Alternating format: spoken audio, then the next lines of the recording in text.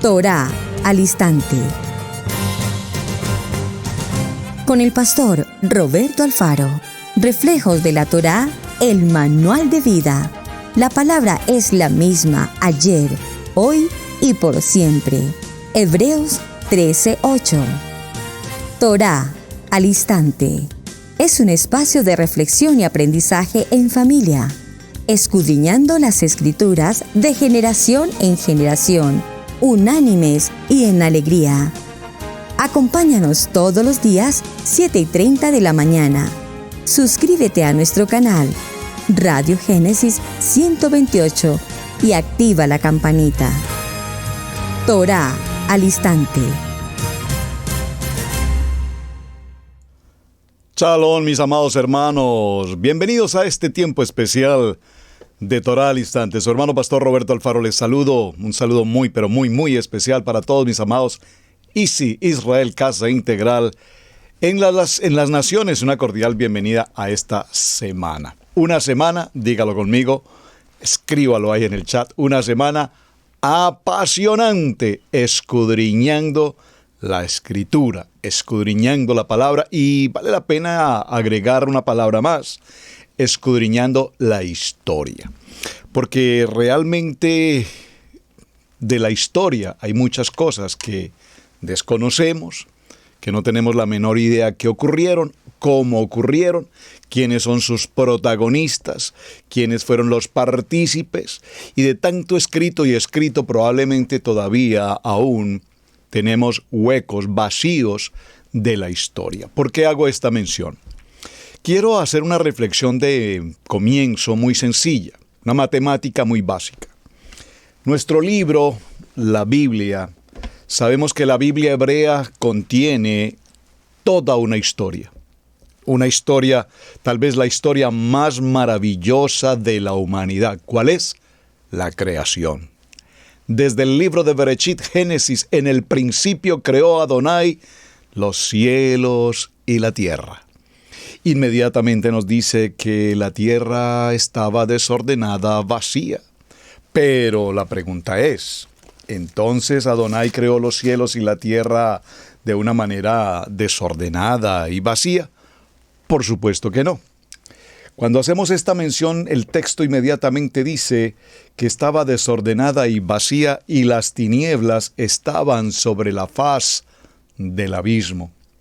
Entonces, inmediatamente el Ruach HaKodesh, el Espíritu de Santidad, se movía sobre la faz de las aguas. Y dijo Adonai, sea la luz. Y es el momento en que la luz es y fue la luz. ¿A qué luz se refiere? Yo soy el camino, la verdad y la vida. Yo soy la luz. Yo soy el pan de vida. Yo soy, y tenemos los 7 yo soy de los evangelios en el libro de Brit Hadash. Esta historia, mis amados hermanos, que empieza, repito, en el libro de Bereshit con la historia de la creación, empieza a darnos un recorrido muy puntual día tras día durante esos 7 días. Bueno, 6 días de la creación, una semana de creación, y en el 7º día, el tiempo del reposo. Para el 6º día, entonces, crea al hombre y a la mujer. Lo dice el texto en el libro de Bereshit, en el capítulo 1, verso 26. Entonces dijo Adonai, hagamos al hombre a nuestra imagen. Por favor, nuestra es un plural, nuestra imagen, conforme a nuestra semejanza, y señoree en los peces del mar, en las aves de los cielos, en las bestias, en toda la tierra, y en todo animal que se arrastra sobre la tierra. Y el verso 27 nos cuenta la historia de la Biblia hebrea. Creó Adonai al hombre a su imagen, y aquí nos habla en un singular, a su imagen. A imagen de Adonai lo creó, varón y hembra. Por favor, subraye, varón y hembra. Porque ya hoy tenemos versiones que dicen varón y varón, o género, de otra manera. Padre eterno. Y los creó. Y viene la porción de Bereshit capítulo 1, verso 28, que es el texto bíblico que apasiona a la familia pastoral Alfaro. Y los bendijo Adonai. Génesis 1, 28. Y les dijo: fructificad, multiplicaos, prourbo, ya enseñamos esto.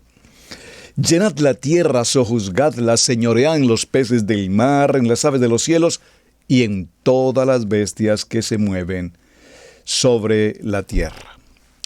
Así es que inmediatamente después de la creación del varón y de la varona, viene el tiempo del reposo.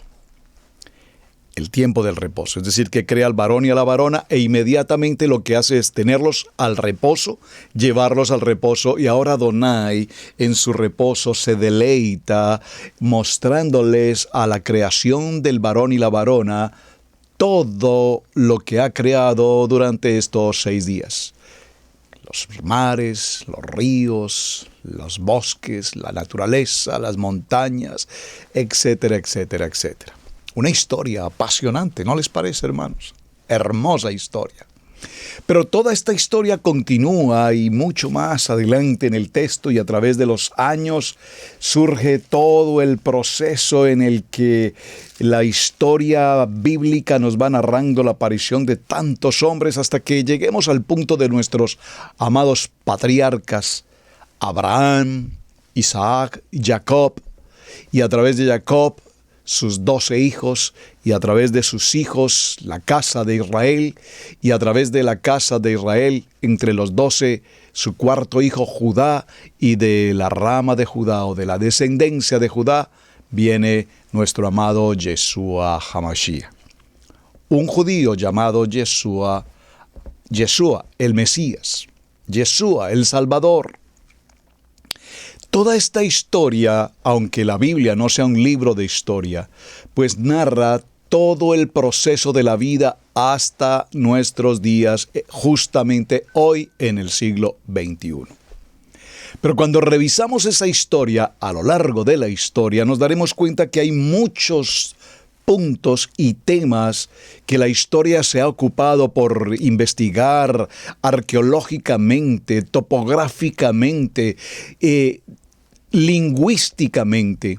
Aún la ciencia, los científicos todavía pretenden corroborar si evidentemente los acontecimientos bíblicos son verdad o solamente son narrativas o fábulas que probablemente alguien escribió. Por eso cuando llegamos al nivel de la fe, la emuná, la fe, la emuná, la bitajón, esas 3 expresiones que significan fe, pero cada uno en un nivel diferente, nosotros por la fe entendemos que todo lo que está escrito en el libro de la vida, el manual de instrucciones, nuestra Biblia, es la palabra de Adonai, tal cual como allí está escrito, tal cual la historia bíblica hebrea, así ocurrió. Por lo tanto, no nos vamos a desgastar corroborando o tratando de comprobar su efectividad y, por supuesto, su claridad. Esto lo traigo a colación, mis amados, porque nuestro tema esta semana tiene mucha tela de dónde cortar. ¿Ha oído usted alguna vez, amado hermano, hablar de la Inquisición española? Pero no es solamente la Inquisición de España, la que pues probablemente conozcamos, pero ya ha habido en la historia otros eventos terribles por demás del tema de Inquisición. Pero ¿ha oído usted, mi amado hermano, que en el año de 1492, particularmente la historia nos muestra una fecha muy interesante, 12 de octubre, la fecha conocida como el descubrimiento de América?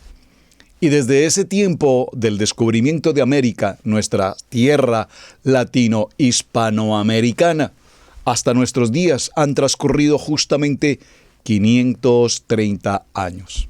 Es decir, que haciendo una línea de vida desde 1492 hasta el 2022 para este tiempo de este programa, 530 años de nuestra historia es apenas el principio básico de una generación o de unas cuantas generaciones que estamos empezando a vivir la vida. Todo esto, ¿para dónde va, pastor? Todo esto para significar que la historia de nuestro libro de la vida no tiene tan solo 530 años. Desde el principio de la creación hasta nuestros días han pasado ya unos cuantos miles de años. Desde el tiempo de nuestros padres Abraham, Isaac y Jacob hasta nuestros días han pasado ya unos cuantos miles de años.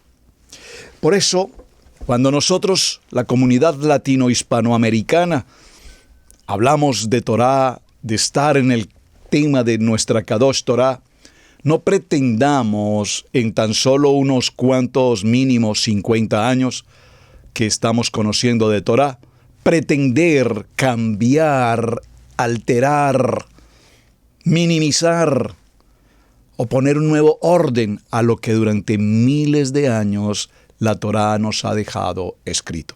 No sé si puedo ser puntual en lo que quiero significar porque quiero tomarme un tiempo muy pausado con este tema para que haya absoluta claridad hacia dónde vamos a navegar esta semana. Algunos me dicen, pastor, usted habla muy rápido, hay cosas que no puedo entender. Estoy haciendo un esfuerzo de pausar mi tono y timbre de voz para que todos capturemos lo que estoy tratando de indicar. Voy a repetir un poco este concepto porque me es muy importante que haya claridad. Si la historia de nuestra Latinoamérica o Hispanoamérica abarca 530 años en nuestros territorios, pues realmente, repito, de esos 530 años, obviamente no venimos de una línea en la Torá. Todos sabemos perfectamente que la comunidad indígena, habitantes de nuestras tierras, según cada país o cada nación de Centro, Suramérica, América en general, aún incluyendo los Estados Unidos, los Piel Roja y toda esta cultura indígena, fuimos abordados por la Inquisición española. Y a través de ese proceso de Inquisición y de conquista española, bueno, en América, los ingleses que ocupan América del Norte, etcétera, pero buena parte de ellos venían con un fundamento toraico. Ya vamos a entrar a los detalles. Vamos a leer muy puntualmente la historia de Inquisición. Necesitamos navegar en este tema para tener claridad de dónde venimos y, por supuesto, para dónde vamos.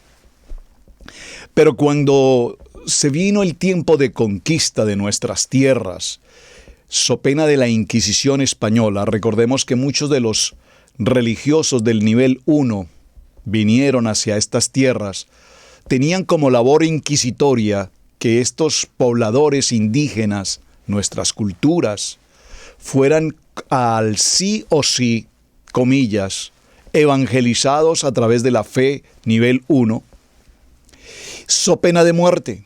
Es decir, que si no aceptaban, no conocían el idioma español, no conocían absolutamente nada de una religión, se adoraban ídolos, el sol, la luna, las estrellas, etc.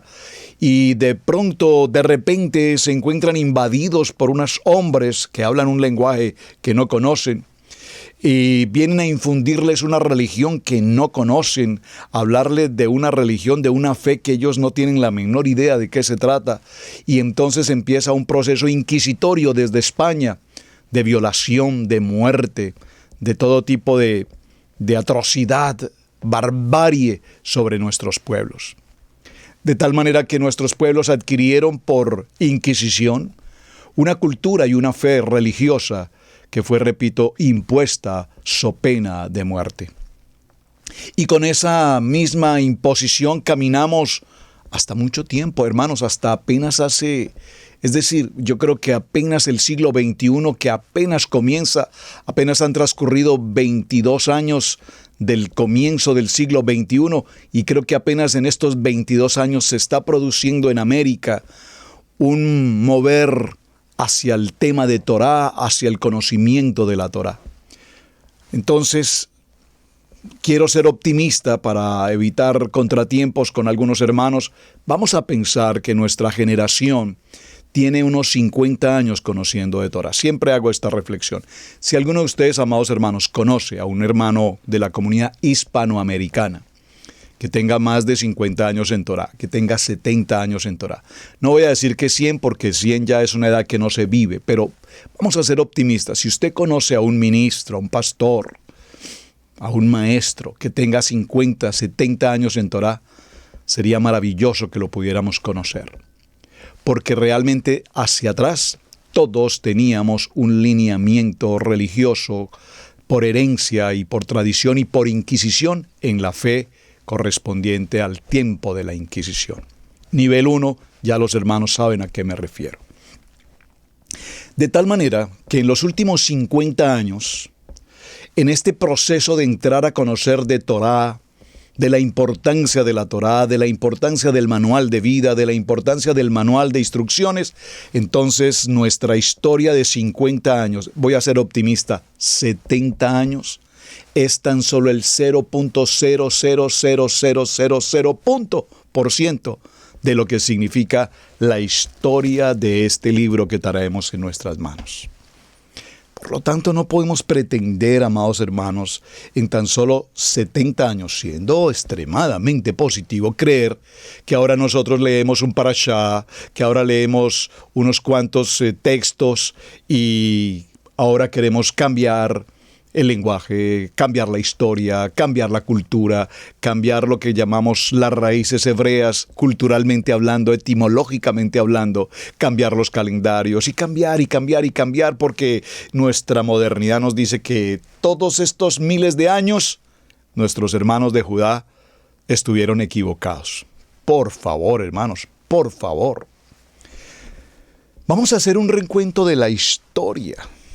Y tengo como punto de partida tratar el tema de la Inquisición, que será un tema, por supuesto, muy a profundidad, porque hay mucho tema que tratar, pero tengo que partir, por supuesto, del tema absolutamente definido, de quienes, hombres valientes, manejaron la situación con entereza, con carácter, con una responsabilidad tan importante como que protegieron, resguardaron y perseveraron el estudio de la palabra, aun guardando con sus propias vidas los rollos, los libros que hoy tan fácilmente adquirimos en una tienda y que con tanta facilidad desechamos porque tenemos libros guardados que jamás abrimos para su conocimiento, para su estudio. ¿Qué nos dice entonces la Biblia, la palabra de Adonai? ¿Qué nos dice? Dice que la palabra ha sido inspirada y que 40 autores en diferentes líneas de tiempo y en diferentes localidades geográficamente hablando, escribieron cada uno de los textos que tenemos impresos hoy en papel en nuestros documentos. Probablemente hay muchos autores y estudiosos que consideran que la ubicación de los libros, de los 66 libros que tradicionalmente conocemos en estas versiones, no están instalados de acuerdo a un tiempo cronológicamente ocurrido. Fueron colocados bajo otros criterios. No vamos a entrar allí. Sería un tema muy interesante para tratar en otro programa.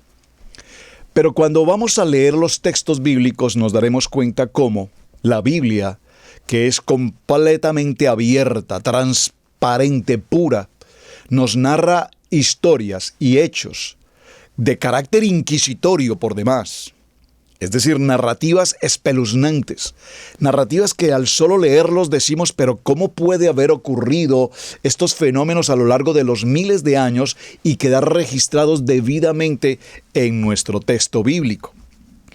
Creo que ya he hecho una introducción bastante amplia sobre el interés de esta semana. Hablaremos de algunos conceptos de Inquisición, hablaremos de la importancia de un pueblo que probablemente muchos de ustedes han escuchado, han estudiado o alguna vez algo han percibido por allí, llamado el pueblo de los valdenses. Muy importante saber quién es esa cultura de los valdenses. Pastor, nunca he oído absolutamente nada que tenga que ver con esa historia. Perfecto, excelente, lo vamos a conocer esta semana. Pero para el principio de nuestra jornada, como siempre, ustedes saben ya cuál es nuestra dinámica. El primer programa tiene como fundamento que vayamos a la Biblia y observemos qué nos dice puntualmente la Biblia, para luego adentrarnos a la historia y para ir avanzando en el contenido de la historia. Nuevamente, un abrazo muy, pero muy especial para mi amado hermano, el rabino Joseph, de la Universidad Hebrea de Israel, que me envía unos textos apasionantes para deleitarnos en la lectura y en la comprensión de los temas que estamos tratando en este espacio de Torah al instante. Muchas gracias. Acompáñenme por favor al libro de Jeremías. Libro de Jeremías en el capítulo 52, versos 10 y 11. ¡Wow! 10-11. Para los hermanos que saben qué significa 10-11, pues aquí está, 10-11.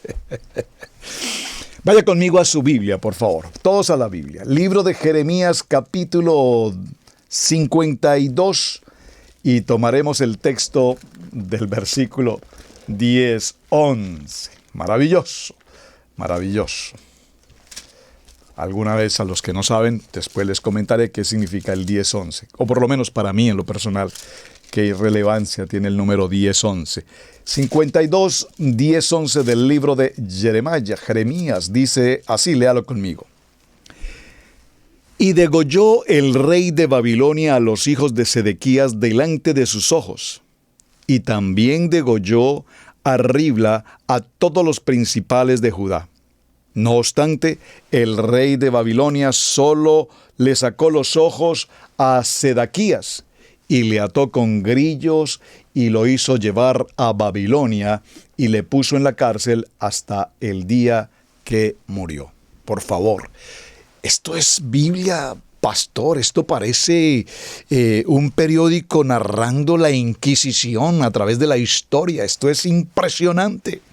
Lo voy a leer porque en verdad necesitamos considerar estos textos. El rey de Babilonia degolló a los hijos de Ezequías, ante sus ojos, es decir, ante los ojos de Sedequías. Y también degolló a todos los príncipes de Judá en Ribla. Después sacó los ojos de Sedequías y el rey de Babilonia lo ató con grillos de bronce y lo llevó a Babilonia y lo puso en prisión hasta el día de su muerte. Este texto de Jeremías 52, versos 10 y 11, pues mis amados hermanos, ¿cómo puede uno pensar que en nuestra Kadosh Torah, en la Biblia, la palabra de Adonai, haya una narrativa tan dantesca, tan impresionantemente por demás desagradable, que esté escrita en nuestra Biblia? Pero no se preocupen, vamos por más. Libro de Devarim, Deuteronomio capítulo 28, verso 29 al verso 35 dice: Y andarás a tientas a mediodía como el ciego anda a tientas en la oscuridad, y no serás prosperado en tus caminos. Más bien serás oprimido y robado continuamente, sin que nadie te salve. Te desposarás con una mujer, pero otro hombre se acostará con ella. Edificarás una casa, pero no habitarás en ella. Plantarás una viña, pero no aprovecharás de su fruto. Tu buey será degollado delante de tus ojos, pero no comerás de él. Tu asno será arrebatado y no será devuelto. Tu oveja será dada a tus enemigos y no tendrás quien te salve.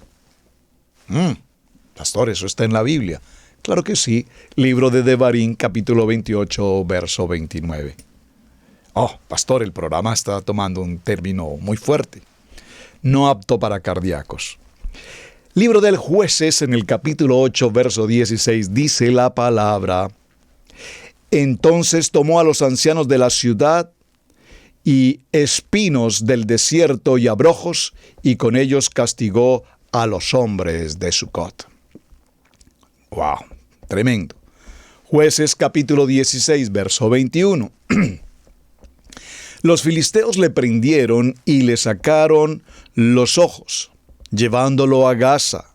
Lo ataron con cadenas de bronce y le pusieron a girar el molino en la prisión. Tenemos que saber qué es lo que está significando esto. Apenas estoy tomando textos bíblicos. Libro de Job, capítulo 19, verso 2. ¿Hasta cuándo me angustiaréis y me aplastaréis con palabras? Libro de los Salmos, Salmo 137, verso 3. Pues allí los que nos habían llevado cautivos nos pedían canciones, y los que nos atormentaban nos pedían alegría, diciendo: cantadnos algunos de los cánticos de Sión. ¿Usted ha escuchado alguna vez el canto de Por los ríos de Babilonia? Bueno, no creo que diga por los ríos de Babilonia. Los ríos de Babilonia, estoy seguro que muchos de ustedes han escuchado ese cántico. Déjenme decirle que yo lo escuché en mi adolescencia. Además, era un hit en las estaciones de radio local. Ríos de Babilonia. Oh, eso era algo increíble, escuchar ese cántico. Y escuchar ese cántico que era un hit de momento en la radio, pues era un ritmo extraordinario. Pero cuánta es la ignorancia, como dice alguien, la ignorancia es tan atrevida que apenas después de muchos años, y déjenme decirle, muchos son bastantes años, vine a saber, mis queridos amados hermanos, que Ríos de Babilonia, ese cántico tan popular y tan extraordinario y de hit en las estaciones de radio en el mundo, tenía que ver nada más ni nada menos que con el Salmo 137. Lo escuché sin conocer de la palabra, lo escuché sin conocer ni tener idea de una Biblia, lo escuchaba en las estaciones locales de radio en mi país y me parecía hermoso. Es hermoso el cántico y como lo cantaban en inglés se escuchaba como muy bonito, espectacular. In the river de Babilonia. Junto a los ríos de Babilonia, allí nos sentábamos y aún llorábamos, acordándonos de Sión. Sobre los sauces en medio de ella colgábamos nuestras arpas, y los que nos habían llevado cautivos nos pedían que cantáremos, y los que nos habían desolado nos pedían alegría, diciendo: cantadnos algunos de los cánticos de Sión. ¿Cómo cantaremos cánticos de Adonai en tierra extraña? Si me olvidare de ti, oh Jerusalén, pierda de mi diestra su destreza. Mi lengua se pegue a mi paladar, si de ti no me acordare. Si no enalteciere a Jerusalén como preferente asunto de mi alegría. Oh Adonai, recuerda cuando los hijos de Edom, el día de Jerusalén, cuando decían: arrasadla, arrasadla hasta los cimientos, hija de Babilonia la desolada, bienaventurado el que te diere el pago de lo que nos hiciste. De lo que nos hiciste. Aquí está hablando de la tortura, aquí está hablando de la Inquisición, aquí está hablando de estos textos aterradores de violencia, de impiedad absoluta. Dichoso el que tomare y estrellare tus niños contra la peña. ¡Wow! ¡Qué expresiones tan bárbaras! Dice esta porción del Salmo 37. En los ríos de Babilonia, allí nos sentábamos y aún llorábamos. Escuchen el canto porque, repito, para quienes lo escuchamos en inglés y nunca entendimos, con el paso de los años Adonai nos revela esa palabra y ahora la podemos comprender, sea en inglés o sea en español. Leyendo el Salmo 37 entenderemos la letra de ese cántico en particular. Isaías capítulo 13, verso 15. Cualquiera que se haya hallado será traspasado, y cualquiera que sea capturado caerá a espada. También sus pequeños serán estrellados delante de sus ojos. Serán saqueadas sus casas y violadas sus mujeres. He aquí, incitaré contra ellos a los medos, que se estiman la plata, que no estiman la plata ni se deleitan con el oro. Libro de Isaías, capítulo 51, verso 23. Vamos a dejar hasta este texto. Lo pondré en las manos de los que te atormentan, que te han dicho: póstrate para que pasemos. Y tú pusiste tu espada como suelo, como calle para los que pasaban. Estos textos, mis amados hermanos, nos trae a una primera reflexión con la que vamos a ir manejando el tema de la semana. El tema de la Inquisición particularmente se considera hoy prácticamente un tema tabú, es decir, que a primera vista una gran mayoría del público en general no tiene ningún concepto ni claro ni vano de lo que signifique Inquisición o qué fue lo que ocurrió. Probablemente alguien ha escuchado esa palabra alguna vez. Probablemente podríamos pensar que Inquisición es un encuentro deportivo como el Mundial de Fútbol o algo así, pero realmente sobre el tema de Inquisición muchas gentes no tienen, repito, la menor idea qué ocurrió, cómo ocurrió o de qué manera esas etapas de la Inquisición afectaron la historia hasta nuestros días generacionalmente hablando. Por lo tanto, esos errores históricos empañan grandemente la idea de quiénes somos y para dónde vamos. De esa manera, también cuando se habla de la Inquisición española particularmente, y de alguna manera se lleva en esa línea a la Inquisición del nivel 1, entonces entendemos que hemos sido olvidadizos de los acontecimientos de la historia y por lo tanto al ignorar la historia, al olvidar lo que ocurrió en la historia, pues no podemos comprender espiritualmente lo que ha ocurrido. Permítame hacer claridad a este punto.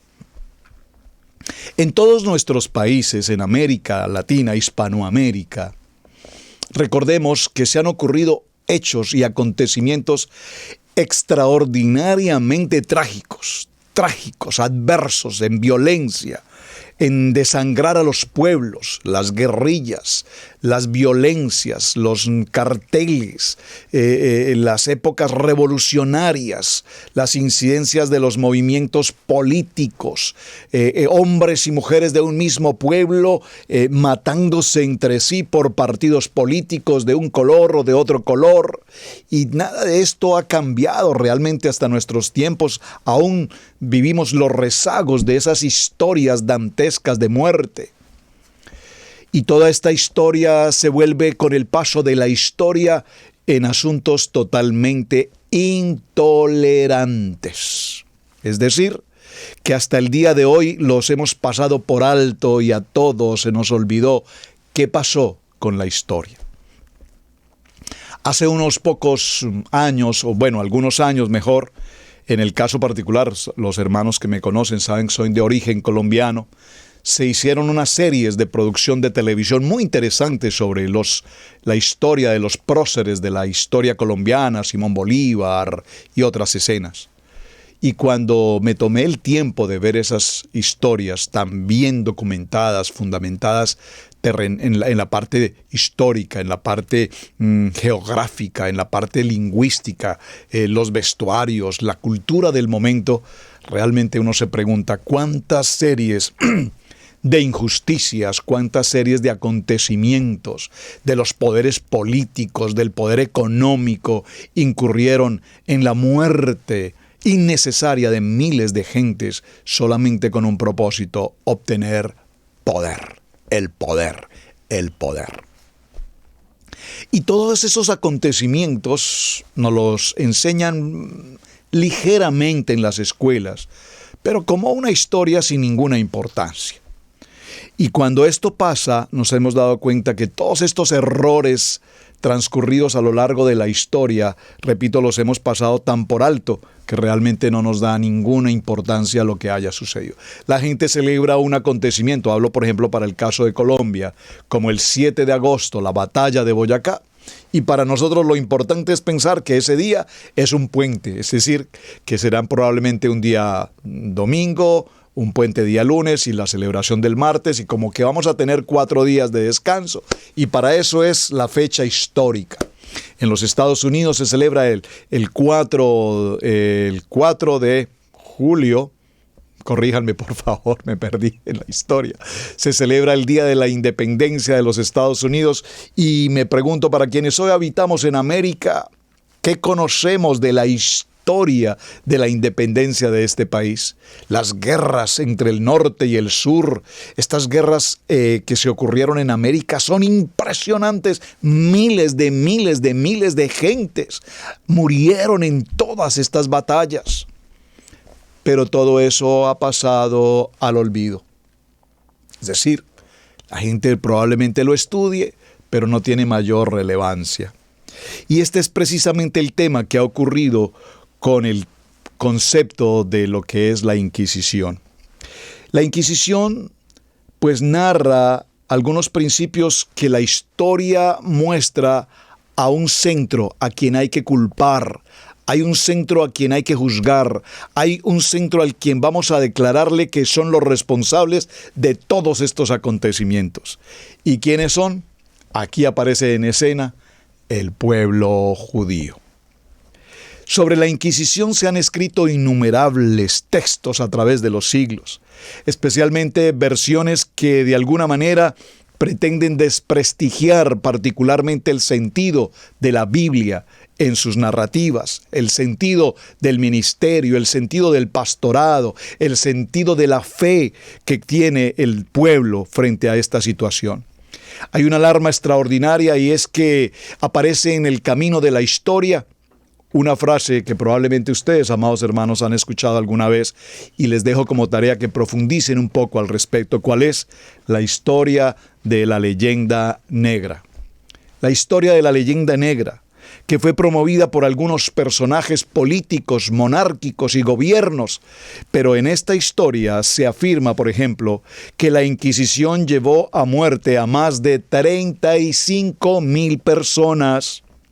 Y también esta leyenda nos narra cómo durante este tiempo se dio todo un evento de tortura, de masacre. Y esta palabra tortura no la podemos pasar tan desapercibida, porque era tortura desde un punto de vista descabellado, era la tortura desde un punto de vista extremadamente perverso. Es decir, que no era simplemente que flagelaran a una persona, era el hecho de que las personas, al ser llevadas a la Inquisición, eran llevadas a una condición de una muerte letal, de una muerte bárbara, a través de estrangulamientos, de maquinarias y formas como el hombre creó, el producir dolor, partiendo en maneras bárbaras, no tengo otra expresión, a una persona en sus cuerpos, descomponiéndolos por pedazos con máquinas trituradoras. Es decir, mis amados hermanos, esa palabra Inquisición es una palabra que estoy seguro que a nuestros amados hermanos del pueblo de Judá en la historia, cuando ellos conocen de estos recorridos históricos, imagino que escuchar la palabra Inquisición o escuchar la palabra Holocausto les debe producir un pánico total hasta nuestros días. Tal vez para nosotros en Latinoamérica, hablar, repito, de estos temas, de lo que ocurrió con nuestras culturas, los habitantes de estas tierras, pues sin lugar a duda nos deja también un sinsabor extremadamente alto. Durante el siglo XVIII se difundieron grabados sobre lo que fueron precisamente los actos de tortura de la Inquisición en Francia, que no correspondían realmente a algo admitible en la mente de los hombres. Eran hechos de tortura y de devastación antihumanos. Por favor, entiéndame esta expresión, antihumanos. Es decir, que los textos que leímos hace un momento en nuestra Biblia nos narran situaciones que desde la historia hebrea hasta nuestros días todavía hoy ocurren. Hoy vemos en las noticias siglo XXI narrativas de los noticieros, un poco amarillistas, si me permiten usar la expresión, pero vemos cómo todavía hoy las noticias nos narran acontecimientos dantescos que se ocurren en nuestras tierras.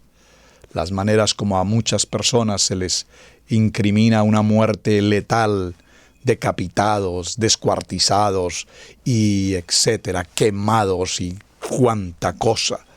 ¿Cómo puede la mente humana, cómo puede el pensamiento del hombre llegar a un nivel y a una bajeza tan impresionantemente desgarradora como esa?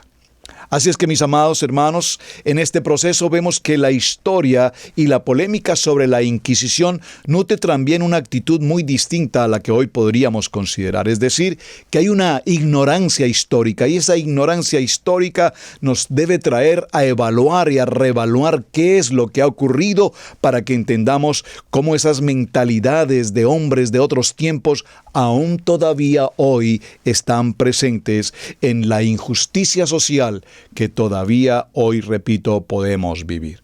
Pero lo impresionante aquí en todo esto no es que sean hombres del común.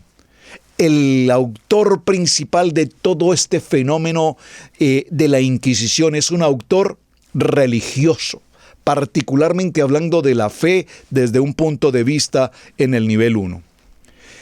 El primer tribunal inquisitorio para juzgar los delitos contra la fe nace en el año de 1220. Présteme mucha atención, por favor, a esta información histórica que quiero compartir. 1220, estamos hablando en nuestra era, se da comienzo al primer tribunal inquisitorio para juzgar delitos de la fe. Es decir, que si usted, mi amado hermano, bueno, para la época, si la persona no asume, no acepta el contexto de la fe en el nivel 1, entonces, so pena de muerte, so pena de amputación, so pena de todo tipo de torturas, sí o sí debe aceptar que esta es la fe que debes profesar.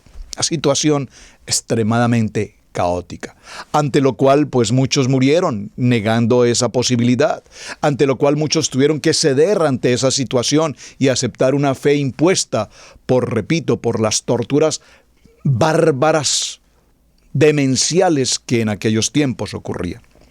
Este tribunal se ocurre en Sicilia y lo estableció nada más ni nada menos. ¿Quién cree usted? A ver, hermano, vamos a hacer un pequeño ejercicio aquí en el chat. Gracias por estar atentos. ¿Quién consideran ustedes, amados hermanos, que fue quien estableció el primer juez, el primer juzgado, o el primer tribunal, la primera corte inquisitoria en el año 1220? En Sicilia. En Sicilia, ubiquémonos geográficamente. ¿Dónde está ubicado Sicilia? ¿En Asia? No, señor. ¿En Europa? Bueno, sí, en Europa. ¿En qué parte? Haciendo un pequeño análisis, llegamos a una conclusión. ¿Quién estableció entonces el tribunal inquisitorio? Y la respuesta, a ver, por favor, observo las respuestas. Alguien que rápidamente escriba, ¿dónde da comienzo esto? Bueno, muy bien, excelente. Ya hay una respuesta aquí muy interesante. Lo estableció nada más ni nada menos que un señor llamado el Papa, Honorio III. Y Honorio III, a petición del emperador alemán, estaba formado este tribunal por un grupo de teólogos franciscanos y dominicanos. Con el respeto de dominicano, no, dominicos. ¿Qué diferencia entre dominicanos y dominicos? Por favor, excúsenme mis hermanos dominicanos. Lo vamos a repetir. El Tribunal de Sicilia en 1220, el primer tribunal inquisitorio se establece en Sicilia a solicitud del emperador alemán y aprobado, firmado y establecido por el Papa Honorio III. Formado por teólogos franciscanos y dominicos. Este tribunal juzgaba todo aquello que se considerara herejía. Y por favor, présteme mucha atención. Todo aquello que estos monjes dominicos y estos monjes franciscanos consideraran que fuera herejía, que no estuviese establecido según su doctrina teológica del nivel 1, todo lo que se saliera de ahí, de su doctrina, sería considerado una falsa doctrina, sería considerado una herejía. Por consiguiente, usted es responsable de ir a un acto de un tribunal acusatorio, inquisitorio, y morir bajo una pena de muerte letal, bárbara. Conveniente entonces para este tipo de delitos era tener en cuenta que desde el inicio de la Iglesia Se tenía como verdad común que la religión y la violencia eran incompatibles. No puede ser posible que la religión utilice estas barbaries. Es imposible. Eso no fue lo que la Biblia nos enseña. ¿Qué diferencia hay entre ese contexto y lo que vemos hoy cuando una persona comete un error en la iglesia? Hermanos, ¿cuántas veces una persona se ha equivocado? En cualquier situación, en cualquier hecho. Bueno, hay casos extremos, lo entiendo. Pero cuando una persona, basta que un hermano de nuestra fe en nuestras comunidades cometa un error para que inmediatamente se levante en la congregación un tribunal inquisitorio y digan: ese hermano le vimos tomando licor el fin de semana, por lo tanto es un falso, es un hereje. Pelotón, apunten, disparen, fuego. Y tenemos un corazón inquisitorio contra nosotros mismos. Bueno, probablemente contra nosotros mismos no, contra los hermanos que nos rodean, porque si se tratara de mirar nuestros defectos, como dice la palabra, mira primero la paja que está en tu ojo. Por favor. Somos tan rápidos para acusar, somos tan rápidos para señalar, somos tan rápidos para indilgar a las personas el pecado y acusar y llevar al tribunal inquisitorio. Venimos de esa escuela, hermanos. Fuimos formados en esas escuelas, pero no lo sabíamos. Entonces, mis amados hermanos, todo lo que tuviese que ver con la religión y la violencia se considera que era incompatible. Pero definitivamente cuando algo estaba fuera del propósito doctrinal de la fe, de la santa fe, entonces, como lo vimos en los textos anteriores, el mismo texto bíblico consideraba hacer tortura, cortar, hacer amputaciones, sacarle los ojos, desangrar a la gente, entre otras cosas. Entonces, los dominicos y los personajes franciscanos decidieron que, como la Biblia así lo narra, así tenemos que hacerlo. Con dolor, con sangre. En otras palabras, de ninguna manera nuestro amado Yeshua HaMashiach nos enseñó a reprender de una manera cruel, de esta manera violenta, los errores que cualquier persona pudiese cometer. Ustedes recuerdan esa tan famosa historia cuando el pueblo trae a la mujer sorprendida en el mismo acto del adulterio. Y todos con piedra en mano, porque la palabra dice que a esa mujer hay que apedrearla, hay que matarla a punta de piedra. Pero, Yeshua, ¿qué dices tú? Y lo probaban para saber qué decía él de acuerdo en lo que la Torá indica. La Torá indica que si la mujer es sorprendida en el acto de adulterio y es una mujer del pueblo, vamos a decirlo así, debía morir apedreada. Pero si era una mujer de línea sacerdotal, debía ser quemada. El caso de Judá, y recuerdan la mujer que después era su nuera, ella dice, Judá dijo, quémenla, porque después, cuando se establece que era una mujer sacerdotal, debía ser quemada, y si era una mujer del pueblo, debía ser apedreada. Pero en esta historia, Yeshua inmediatamente actúa y simplemente no dice nada. No dice nada. ¿Será que podemos aprender esta lección, hermanos? No digas nada. Porque es que somos tan rápidos para acusar, somos tan extremadamente apresurados para juzgar a otro hermano y no tenemos ninguna misericordia, ninguna condescendencia, sino que sentimos un nivel espiritual superior cuando alguien resbala, cuando alguien cae, y pareciera ser que a cambio de ayudarle a levantar, lo que hacemos es ponerle el pie en su cabeza y terminarlo de hundir, entendiendo que nosotros somos el tribunal de inquisición.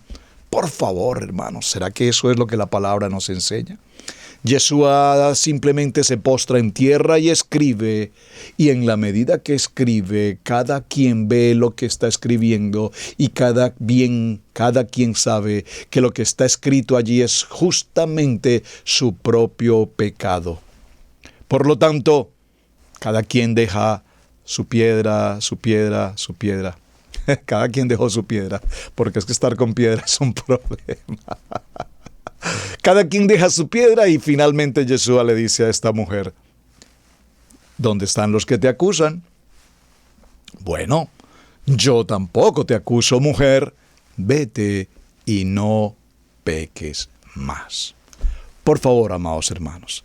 Entonces, si nosotros miramos en esencia lo que Mashiach nos enseña, vemos que evidentemente la historia nos narra los horrores y los errores que teológicamente, doctrinalmente, la mente de la fe ha cometido, que son verdaderamente incomprensibles a través de los siglos, especialmente en los últimos siglos. En la época del siglo XIII, la herejía pasó a ser evidentemente un delito. Por favor, tome nota de esto. La herejía, es decir, todo aquello que pareciera ser que se sale de la línea doctrinal de una fe, pasa a convertirse en un delito, castigado so pena de inquisición. ¿Todo por qué? Porque evidentemente la fe se estaba afectando. Y las organizaciones sociales de la época no querían permitir que esto ocurriese. Inicialmente se intentó que sus seguidores abandonaran todo tipo de heterodoxia a través de la predicación pacífica y encomendándoles recién fundamentos más establecidos por estos monjes. Pero después se procuró que realmente no había manera de tratar estos temas de una buena forma, así es que entró en una etapa en la que se conoció como la Guerra de las Cruzadas, época violenta en la cual el Tribunal de Inquisición determinó que todo aquel que no cumpliese con obediencia a esa fe, a esa doctrina, a ese dogma, debía morir. Y entonces las cruzadas hicieron unas batallas y arrasaron con miles de gentes. Pero por favor, cuando digo miles de gentes, quiero que considere en esas miles de gentes, consideres por favor de manera especial al pueblo judío, que es a donde vamos a llegar.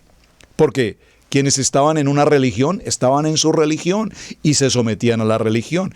Pero para el pueblo de Judá, que vienen de conocer Torá, de practicar las ordenanzas, las convocatorias, los misbot, todo esto para el tribunal inquisitorio era herejía. Por lo tanto, a quienes realmente perseguían y a quienes realmente mataban atrozmente era al pueblo judío.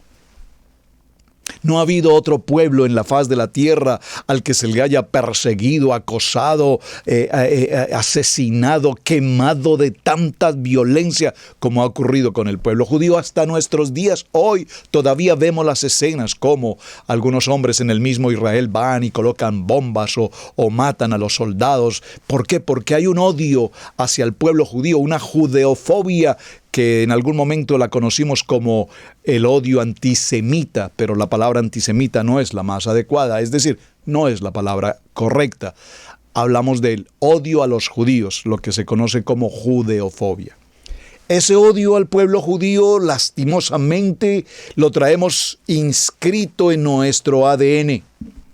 Ese ADN que hoy cuando se habla de los asuntos de Torá, la gente dice, no, eso es una falsa doctrina, eso es de los judíos, eso ya fue abolido, eso no tiene nada que ver con nosotros, porque Yeshua llevó todo al madero, la ley fue puesta en el madero. Hasta nuestros días, la Inquisición está todavía vigente. Entonces, cuando nosotros venimos al convenio, cuando venimos al pacto, cuando conocemos de Torá y cuando empezamos a predicar y a enseñar de la Kadosh Torá y a cumplir con las ordenanzas y las convocatorias y todo el plan perfecto del pacto, entonces se nos juzga, se nos señala, se nos acusa, se nos maltrata, se nos retira de toda red social, se nos elimina, aún las familias cercanas nos dejan de lado porque se judaizaron. Qué mal entendida la historia, porque nos vendieron una historia totalmente inquisitoria. Nos vendieron una historia que nada tiene que ver con la verdad verdadera. En España hubo muchas variantes respecto al tema de la Inquisición, en particular hacia el pueblo judío, y a lo largo de la historia había judíos asentados en España desde el final del Imperio Romano. y durante la etapa visigoda fueron tolerados y perseguidos en distintas épocas. Algunos reyes castellanos y aragones supieron crear condiciones de convivencia pacífica, pero el pueblo no miraba con buenos ojos al pueblo hebreo, que eran prestamistas por demás de intereses y que eran hombres de gran economía y de gran solvencia, extremadamente ricos, que aportaban su riqueza precisamente a la monarquía de España. Por lo tanto, los reyes españoles buscaban la manera de manejar esto de una buena forma, de tal manera que pudieran obtener los beneficios del pueblo judío en cuanto a su economía. Posteriormente se levanta una enseñanza en la que se dice que el pueblo judío es justamente el culpable de la muerte del Mesías, y entonces de esta manera crear un odio racial, un odio étnico, un odio lingüístico, hasta lo que ocurre en las revueltas y en las matanzas contra miles de judíos, esto especialmente hablando en la comunidad española.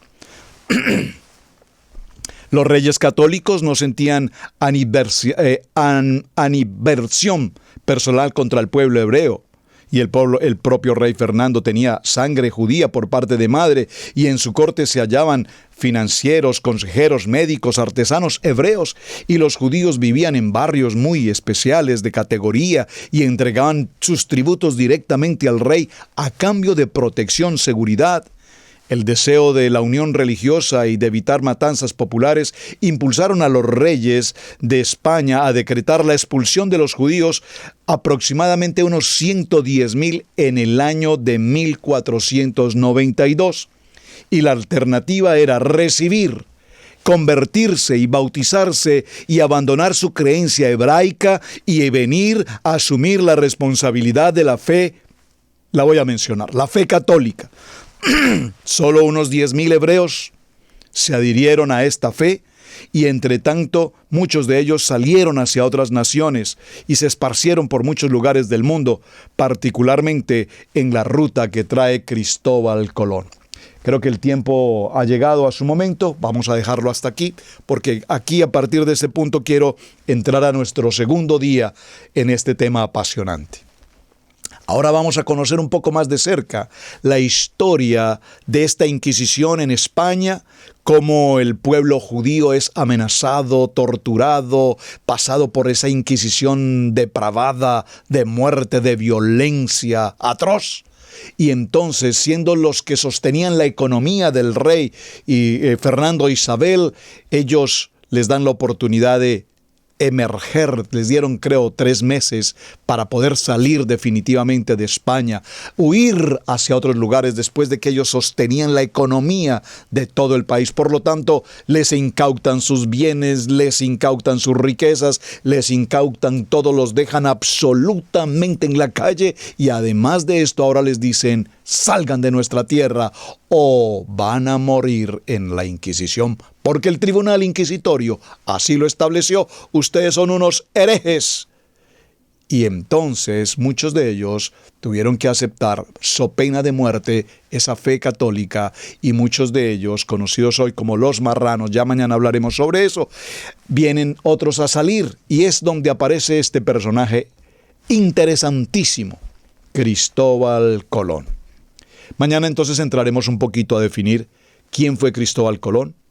Un judío. ¿Sabías tú que Cristóbal Colón era un judío? No lo sabía. Nunca nos lo dijeron, porque la historia tiene vacíos y espacios que no quieres que tú conozcas. Pero mañana miraremos entonces la historia de Cristóbal Colón y quiénes fueron todos aquellos hombres que se embarcaron en la Pinta La Niña y la Santa María y viajaron hacia las Américas, y por qué hoy nuestros países en América Latino-Hispanoamericana tenemos sangre del pueblo judío, por qué tenemos la sangre de la casa de Israel, y por qué nuestros países tenemos gastronomía judía, cultura judía, música judía, danza judía, por qué tenemos construcciones judías, por qué tenemos nombres de nuestros pueblos que son judíos. Porque vino una conquista del pueblo judío y que desafortunadamente nos la vendieron como un tiempo de muerte, de violencia, porque obviamente muchos otros hombres ya después vinieron y tomaron la atrocidad de destruir nuestras culturas y saquear y violar y hacer todo lo que pasó. ¿A quién culparon? A alguien tenemos que culpar. Culpemos a los judíos, que los judíos fueron los que hicieron todo este desastre. Todo esto empieza con una historia. Inquisición. Y no propiamente la de España, repito. Ya habían ocurrido otros eventos inquisitorios en otras naciones. Pero bueno, mis amados, esto tiene como propósito que conozcamos nuestra historia. Y conociendo nuestra historia podemos entender por qué ahora en Torá estamos amando la palabra, aprendiendo la palabra, estudiando la palabra, viviendo la palabra, porque muchos seres humanos a lo largo de esta historia han entregado su vida para que tú y yo podamos tener este libro hoy con nosotros y al abrir estas páginas vernos allí reflejados porque Hachén nos ha escogido como su pueblo. Mis amados, muchísimas gracias por acompañarnos en este programa. Les espero para el día de mañana. Vayan preparando, estudien por favor la biografía de Cristóbal Colón. Interesantísimo, y esto abrirá nuestros ojos a muchas facetas de la historia que probablemente no conocíamos. Una historia mal contada, ahora la veremos a la luz de la historia verídica, a la luz de la palabra, y así conoceremos nuestro origen y el principio de la Biblia desde Berechit hasta nuestros días. Mis amados, muchísimas gracias. Mañana nos veremos nuevamente. Gracias por acompañarnos. Debemos aprender a honrar los dones del ministerio, en especial el de enseñanza. Yeshua dijo en Lucas 6:38, «Dad y se os dará, medida buena, apretada, remecida y rebosando darán en vuestro regazo, porque con la misma medida con que medís os volverán a medir». Si Radio Génesis 128 ha sido de enseñanza y bendición en tu vida, te invitamos a bendecirlo a través de las plataformas PayPal, Zelle, Square Cash, que están en nuestro portal www.radiogenesis128.com.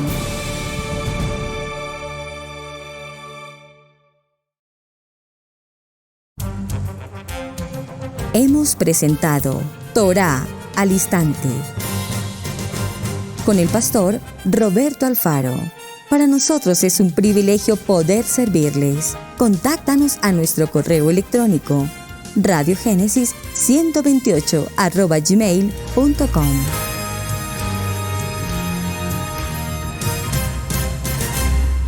Amigos, gracias por ver el video del día de hoy. Con tu control remoto puedes seleccionar el botón arriba de suscribirte y también te dejamos 2 videos que también sabemos que van a ser de ayuda para tu vida. Gracias por estar con nosotros aquí en Israel Casa Integral. Recuerda, es un gran privilegio servir a Adonai.